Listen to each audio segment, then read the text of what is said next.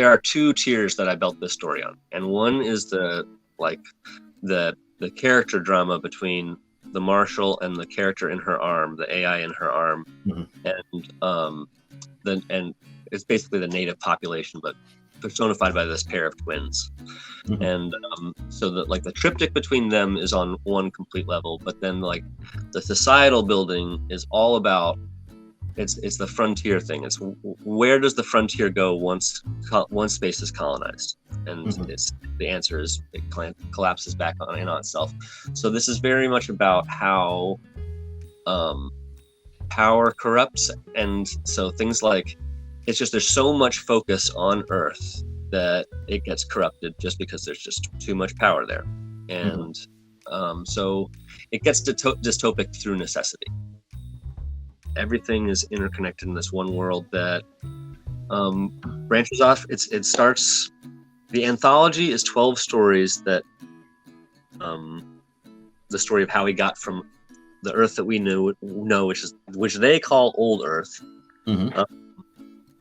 up to where the story is, and the machines that we use to colonize the universe take over. The AI is just in charge, and they enslave humanity, and then they set us free without really giving us a good explanation as to why.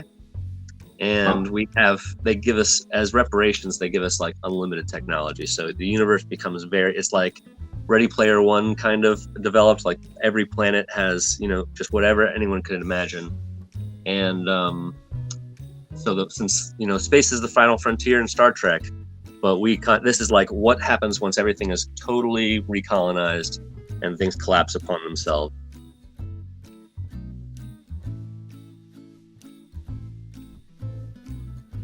The game is, I don't know if you ever played Final Fantasy Tactics. I am not familiar with it though. It's it's a really fun, what's the grid called? It's a grid combat game. It's really fun. And so we're basically copying that as close as we can, not the storyline, but just the combat model. And those are going to be the animals that you can upgrade and battle against each other. And I don't think our game journey is very typical.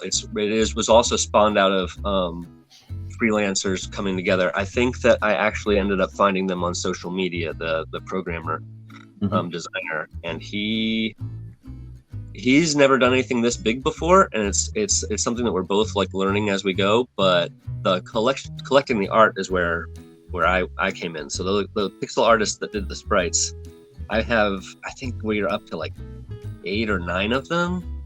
Okay. And I couldn't tell you all their names because they're working so like we really just like we hired everybody really, really fast, and they worked together beautifully. And like I think release will hopefully have like 50 or 60 monsters. I have like a dream of making this like really, multimedia experience where you can play. So I'm also making a tabletop role-playing game which has the same rules as the game. So like when you can like level up your Guerrillian offline if you want by playing the tabletop game with your friends.